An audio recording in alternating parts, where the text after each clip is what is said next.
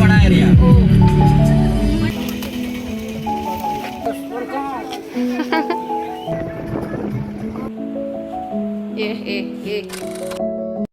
Hello, friends. I hope you're waiting for this beautiful itinerary of Koraput recently we have visited.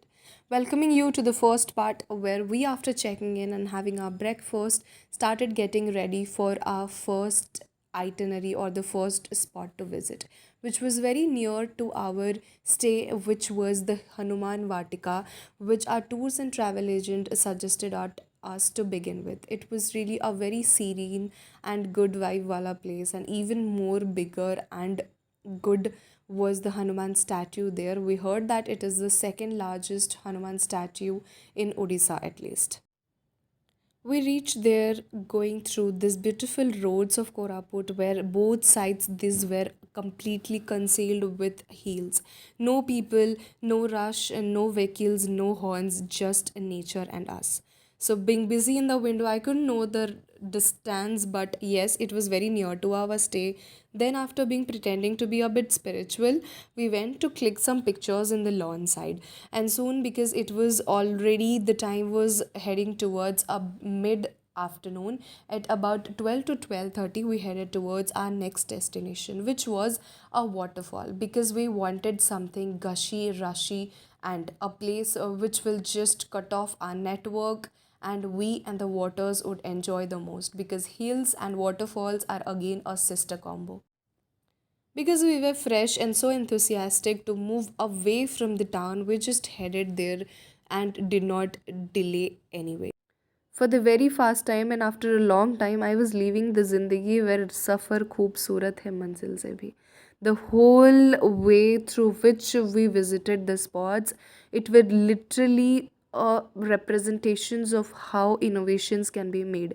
It was all cut throughs of mountains, nature's greens, and managed so well that as a tourist, you would be grateful to the locals and the managers there. This was another solid example. The waterfall in the first day we went was another conglomeration, live representation of how nature can coexist with development. These are places which we really underrate, but the flora, fauna, the life, the breathe, the cleanliness it gives us again made us and gave another hint of freshness to start a new life. Now you can hear the beautiful rush of a waterfall just as we were nearing about. Me being a green nature lover, I never did think that development can ever be at on top priority than nature's conservation.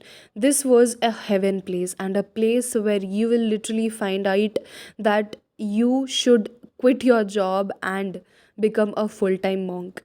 Anyways, but our gut doesn't say yes to every other kind of exertion blindly, so we had halted for this beautiful auntie who was making the roasted butta for us in a very traditional and manual way from the smoke of a chulha.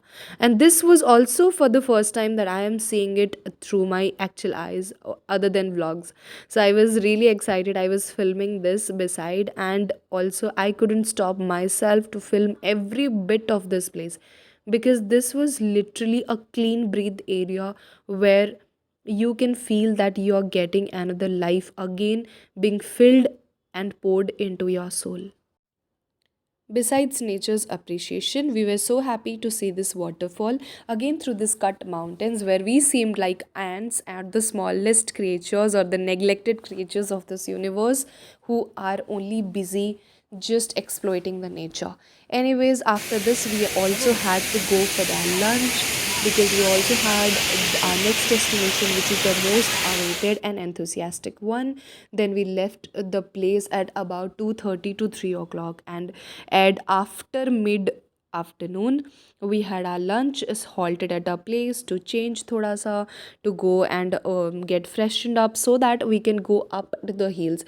Now it was a very long journey, as it Deomali hills, the highest peak, was about 70 to 80 kilometers from that place, which would really take us 2 or 2.5 hours for which we would may be allowed to see the sunset by the hills. Anyways, we just headed there. Uncle was so nice, and the tours and travels managed the roads so well. There were very sharp cuts and very unsafe for people who are planning for going with a bike. Anyways, monsoon were approaching, so I think it's fortunate or unfortunate. But while we were reaching on the roads and reaching the exact location from where we start trekking to the Omali Hills, the clouds covered the mountain, and there was no view of sunset, but there was another unique and cherishing view which is still just blazes out in my eyes. So we reached there very hard. The roads were not that much pakka, it's still kacha.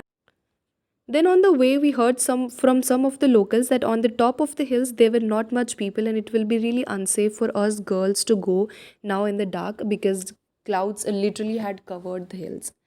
Anyways, after some trek, we reached to a point where